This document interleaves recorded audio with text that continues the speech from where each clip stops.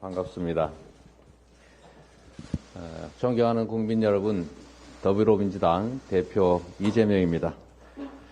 정치의 존재 이유는 민생이고 주권자가 맡긴 권한은 오직 국민의 눈물을 닦고 국민의 더 나은 삶을 책임지는 데 사용돼야 합니다.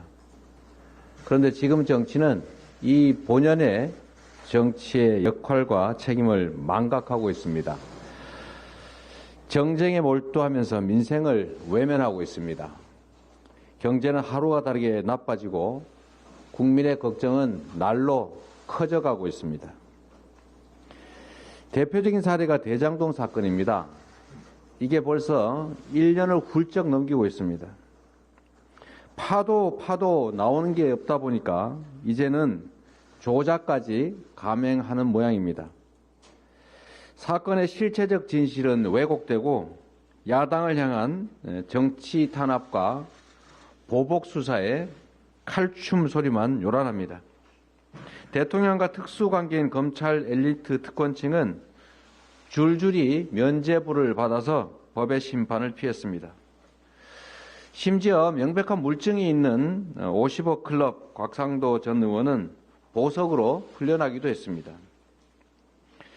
거듭 말씀드리지만 저 이재명은 단 한 푼의 이익도 취한 바가 없습니다.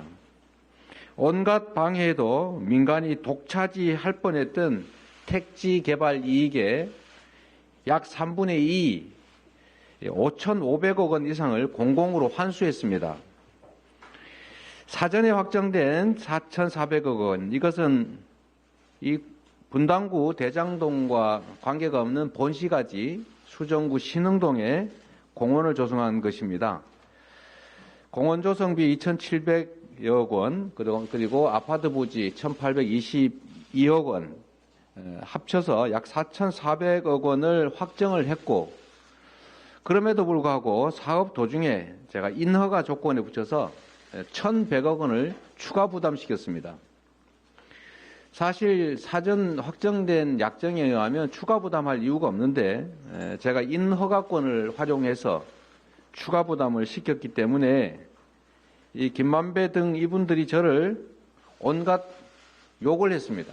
본인이 직접 육성으로 한 말도 있습니다. 공산당 같은 XX 뭐 등등 이렇게 저를 원망하고 욕했습니다.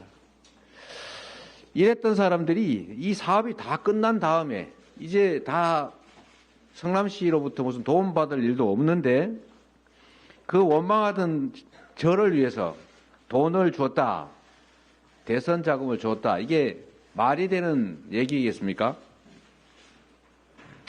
또 이런 일도 있습니다. 유동규와 남욱이 자기들끼리 했던 녹취록이 있습니다. 거기에 이런 내용이 나온다고 합니다. 여러분들이 다 보도하신 겁니다. 이재명이 우리 사이 거래를 알면 안 된다. 이 다 잘린다. 큰일 난다. 우리끼리의 이런 관계는 죽을 때까지 뭐 비밀이다. 이런 얘기를 했다는 것 아닙니까? 녹취록에. 그런 사람들이 갑자기 일 다 끝난 다음에 저의 대선 자금을 제 주변 사람한테 줬다.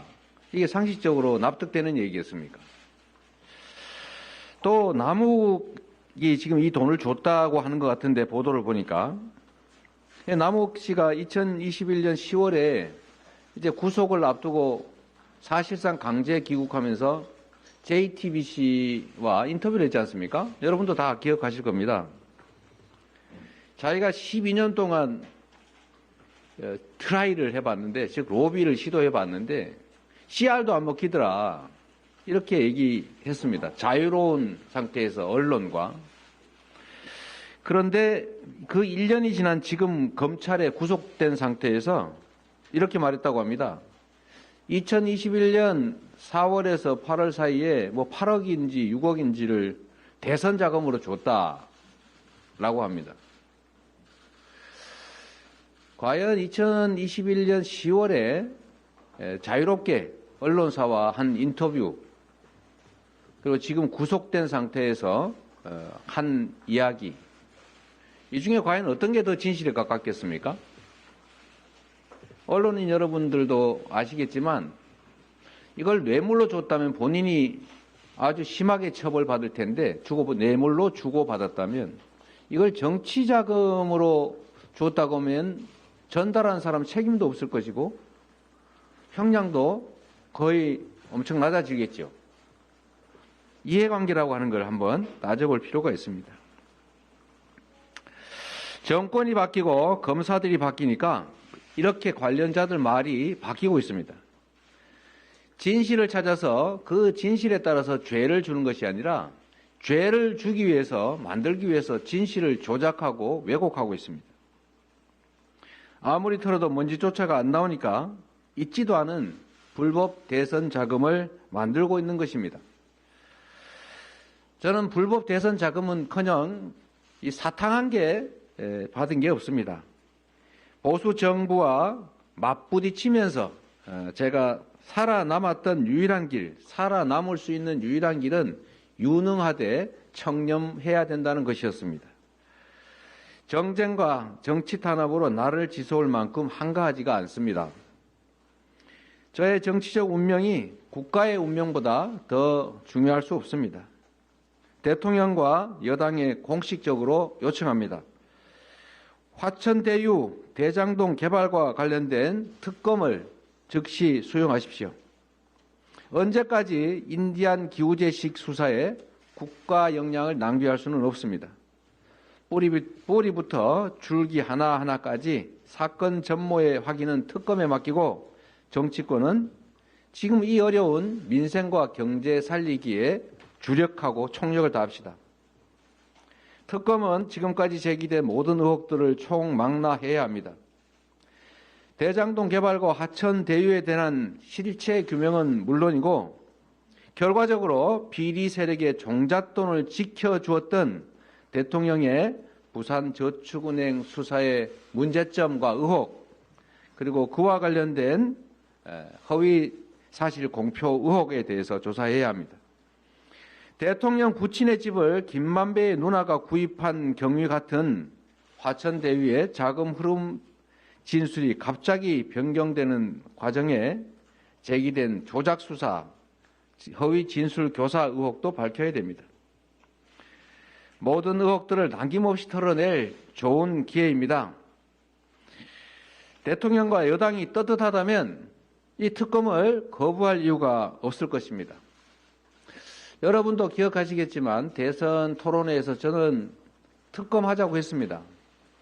당시 윤석열 후보의 태도가 매우 모호하긴 했지만 그러나 당시에 국민의힘의 일관된 주장은 특검하자였습니다. 저도 역시 특검하자고 얘기했습니다. 그런데 실제로 협상을 해보면 이상한 핑계를 대면서 사실상 특검을 거부했던 게 국민의힘입니다. 지금 그래서 다시 말씀드립니다. 떳떳한 게 확실하면 잘못한 게 없다면 특검으로 공정하게 실체를 규명하도록 요구합니다. 윤석열 정권은 명심해야 합니다. 민주당을 때린다고 탄압한다고 정부 여당의 무능이 감춰지지 않습니다.